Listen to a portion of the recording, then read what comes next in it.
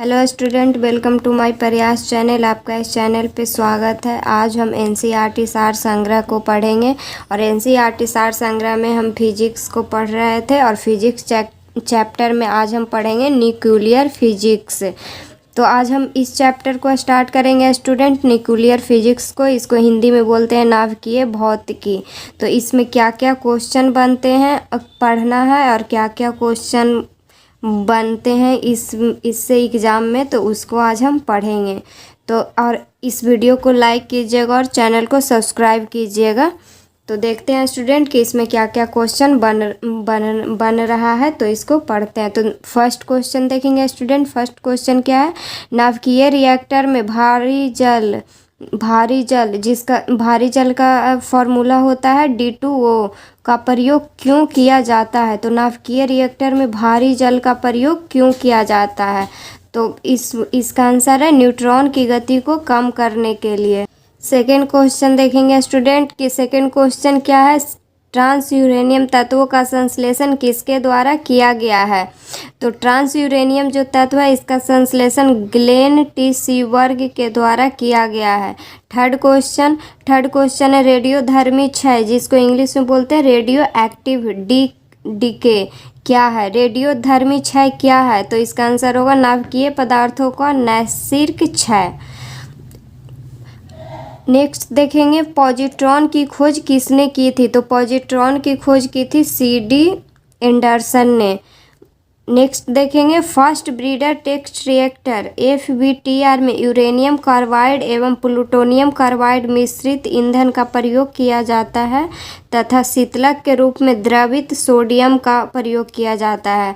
तो इसमें क्या बोल रहा है स्टूडेंट कि फास्ट ब्रीडर टेस्ट रिएक्टर में यूरेनियम कार्बाइड एवं प्लूटोनियम कार्बाइड मिश्रित ईंधन का प्रयोग किया जाता है फास्ट ब्रीडर टेस्ट रिएक्टर में तथा शीतलक के रूप में द्रवित सोडियम, जिसको इंग्लिश में बोलते हैं लिक्विफाइड सोडियम का उपयोग किया जाता है।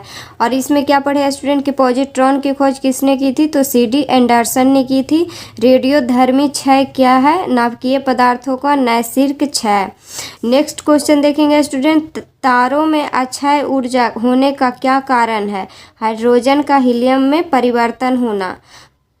भारत में किस रेडियोधर्मी तत्व का सर्वाधिक भंडारण है? तो भारत में किस रेडियोधर्मी तत्व का सर्वाधिक भंडारण है? प्लूटोनियम का है। हाइड्रोजन बम किस सिद्धांत पे कार्य करता है? तो हाइड्रोजन जो बम है ये अनियंत्रित नाभिकीय संलयन अभिक्रिया पे कार्य करता है। तो यहाँ पे क्या बोल रहा है स्टूडेंट कि हाइड्रोजन बम किस सिद्धांत पर कार्य करता है? तो यह अनियंत्रित नाभिकीय संलयन अभिक्रिया पे कार्य करता है। नेक्स्ट देखेंगे स्टूडेंट कि विद्युत उत्पादन के लिए किस धातु का प्रयोग किया जाता है? ये क्वेश्चन बहुत बार एग्जाम में पूछ चुका है स्टूडेंट। विद्युत उत्पादन के लिए किस धातु का प्रयोग किया जाता है? तो यूरेनियम का प्रयोग किया जाता है। देखेंगे स्टूडेंट क्वेश्चन रेडियोधर्मी पदार्थ कौन से कण उत्सर्जित करते हैं? तो जो रेडियोधर्मी पदार्थ है ये अल्फा बीटा एवं गामा कण उत्सर्जित करते हैं। आगे देखेंगे सूर्य नाभिकीय संलयन के द्वारा अपनी ऊर्जा का निर्माण करता है।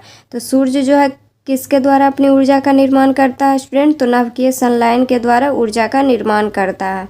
अब देखेंगे रेडियो सक्रिय तत्व के यूज, कहाँ कहाँ रेडियो सक्रिय तत्व जो है इसका यूज होता है? तो अधिक उपज देने वाली बीजों के विकास में होता है, खाद्यान्नों के विकिरण प्रसंस्करण में होता है, मांस उत्पादों फलों एवं सब्जियों के संरक्षण में, कैंसर के उपचार में, भूमिगत पाइपों में, रिसाव का पता लगाने में आदि। तो एक बार फिर से देख लेंगे स्टूडेंट कि रेडियो सक्रिय जो तत्व होता है इसका यूज कहाँ कहाँ होता है? तो इसका यूज होता है अधिक उपज देने वाली बीज के विकास में, खाद्यान्नों के विकिरण प्रसंस्करण में, मांस उत्पादों फलों एवं सब्जियों के संरक्षण में, कैंसर के उपचार में, भूमिगत पाइपों में, रिसाव का पता लगाने में आदि। नेक्स्ट क्वेश्चन देखेंगे नाभिकीय रिएक्टर में मंदक के रूप में किस पदार्थ का प्रयोग किया जाता है? तो यहाँ पे पूछ रहा है स्टूडेंट क्या कि नाभिकीय रिएक्टर में मंदक के रूप में किस पदार्थ का प्रयोग किया जाता है? तो ग्रेफाइट का प्रयोग किया जाता है या भारी जल का प्रयोग किया जाता है। मेसॉन की खोज किसने की थी? मेसॉन की खोज की थी हिडेकी युकावा ने। ब्रीडर रिएक्टर से क्या तात्पर्य है?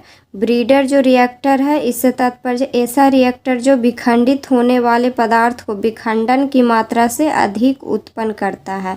ब्रीडर रिएक्टर से क्या तात्पर्य है? तो ऐसा रिएक्टर जो विखंडित होने वाले पदार्थ को विखंडन की मात्रा से अधिक उत्पन्न करता है। जो विखंडित होने वाला जो पदार्थ होता है स्टूडेंट, पदार्थ को विखंडन की मात्रा से अधिक उत्पन्न करता है, उसको बोलते हैं ब्रीडर रिएक्टर। अब देखेंगे नेक्स्ट कि वर्ष 1942 में पहले परमाणु रिएक्टर का निर्माण एनरिको फर्मी ने किया था। तो यहाँ पे क्वेश्चन पूछता है स्टूडेंट कि पहले परमाणु रिएक्टर का निर्माण किसने किया था और कब हुआ था। तो पहले परमाणु रिएक्टर का जो निर्माण किया था एनरिको फर्मी ने किया था और 1942 ईस्वी में किया था। अब देखेंगे नेक्स्ट क्वेश्चन। अब देखेंगे स्टूडेंट नेक्स्ट क्वेश्चन बोल रहा ये है कि कोबाल्ट 60 का प्रयोग विकिरण चिकित्सा में क्यों किया जाता है। जो कोबाल्ट जो 60 होता है इसका प्रयोग विकिरण चिकित्सा में क्यों किया जाता है। तो गामा किरणों के कारण कोबाल्ट 60 का प्रयोग किया जाता है विकिरण चिकित्सा में। नेक्स्ट क्वेश्चन देखेंगे, भारत में कौन सा नाभिकीय ईंधन सर्वाधिक पाया जाता है। तो जो भारत में जो है नाभिकीय ईंधन सर्वाधिक पाया जाता है थोरियम। नेक्स्ट देखेंगे स्टूडेंट कि भारत में अणु बम का विकास किसने किया है। भारत में जो अणु बम है इसका विकास किया है डॉक्टर राजा रमन्ना ने। यहाँ पे क्या पढ़े स्टूडेंट, इसको एक बार रिवाइज कर लेंगे कि भारत में कौन सा नाभिकीय ईंधन जिसको न्यूक्लियर फ्यूल भी बोलते हैं इसका सर्वाधिक पाया जाता है। तो थोरियम पाया जाता है। और भारत में अणु बम का विकास किसने किया, तो डॉक्टर राजा रमन्ना ने किया। परमाणु रिएक्टर जिसको इंग्लिश में बोलते हैं न्यूक्लियर रिएक्टर का प्रयोग कहाँ किया जाता है, तो आणविक भट्ठी में किया जाता है। साइक्लोट्रॉन को त्वरित करने वाला अणु कौन सा है। तो साइक्लोट्रॉन जो होता है ये इसको त्वरित करने वाला अणु होता है प्रोटॉन। विद्युत उत्पादन के लिए परमाणु ऊर्जा संयंत्रों में किस यूरेनियम समस्थानिक का उपयोग किया जाता है। तो जो विद्युत उत्पादन होता है स्टूडेंट उसमें परमाणु ऊर्जा संयंत्रों में किस यूरेनियम समस्थानिक का प्रयोग किया जाता है। तो U-235 का यूज किया जाता है। भारत का प्रथम परमाणु संयंत्र कौन सा है। तो जो भारत का प्रथम परमाणु संयंत्र है वो है तारापुर महाराष्ट्र। परमाणु बम नाभिकीय विखंडन के सिद्धांत पे आधारित है। तो यहाँ पीछे क्या पढ़े थे स्टूडेंट कि हाइड्रोजन बम किस सिद्धांत पे कार्य करता है, तो नाभिकीय संलयन के सिद्धांत पे कार्य करता है। और यहाँ पे है परमाणु बम, तो परमाणु बम नाभिकीय विखंडन के सिद्धांत पे आधारित है। इसके विपरीत हाइड्रोजन बम नाभिकीय संलयन के सिद्धांत पर आधारित है। तो क्या बोल रहा है इसमें स्टूडेंट कि परमाणु बम है जो नाभिकीय विखंडन के सिद्धांत पे आधारित है और इसके विपरीत हाइड्रोजन बम नाभिकीय संलयन के सिद्धांत पे आधारित है। नेक्स्ट क्वेश्चन देखेंगे, भारत का कौन सा परमाणु संयंत्र भूकंपीय पेटी में स्थित है।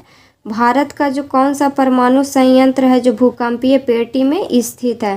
पहला है नरौरा, ये 4 भूकंपीय पेटी में है। और दूसरा है बुलंदशहर, ये यूपी में पड़ता है।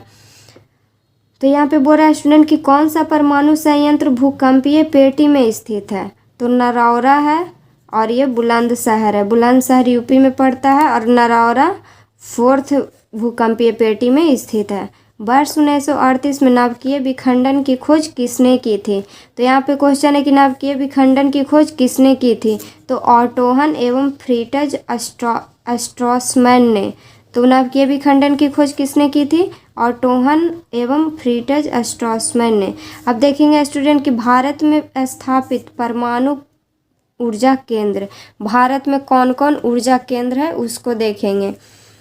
जो भारत में स्थापित है परमाणु ऊर्जा केंद्र उसको देखेंगे। तो फर्स्ट नंबर है तारापुर। तारापुर कहाँ है, महाराष्ट्र में। और ये 1400 मेगावाट ऊर्जा उत्पादन करता है। और सेकंड है रावत भाटा, ये है राजस्थान में है जो कोटा में पड़ता है। ये 1180 मेगावाट करता है उत्पादन। और तीसरा है कलपक्कम, कलपक्कम पड़ता है तमिलनाडु में, ये 440 मेगावाट उत्पादन करता है। और फोर्थ है नरौरा, ये पड़ता है यूपी में, ये भी 440 मेगावाट उत्पादन करता है बिजली। और फिफ्थ है काकरापारा, ये गुजरात में पड़ता है। और 6 में कैगा, ये कर्नाटक में। और 7 में कुंडलकुलम, ये तमिलनाडु में पड़ता है। तो इसको एक बार फिर से देख लेंगे स्टूडेंट कि तारापुर जो परमाणु ऊर्जा केंद्र है ये कहाँ है, महाराष्ट्र में। और फर्स्ट ऊर्जा केंद्र जो है परमाणु संयंत्र, ये तारापुर में ही स्थापित हुआ था। सेकंड है रावतभाटा, ये राजस्थान में पड़ता है। और कलपक्कम ये तमिलनाडु में है। नरौरा जो यूपी में है। और काकरापारा जो गुजरात में है। और कैगा जो कर्नाटक में है। और कुंडनकुलम ये तमिलनाडु में है। तो देख लिया स्टूडेंट कि भारत में कितना परमाणु ऊर्जा केंद्र है। और भारत का जो प्रथम परमाणु ऊर्जा केंद्र है वो कौन सा था, तारापुर जो महाराष्ट्र में है। तो आज इतना ही पढ़ेंगे स्टूडेंट, अब कल अगले चैप्टर को पढ़ेंगे।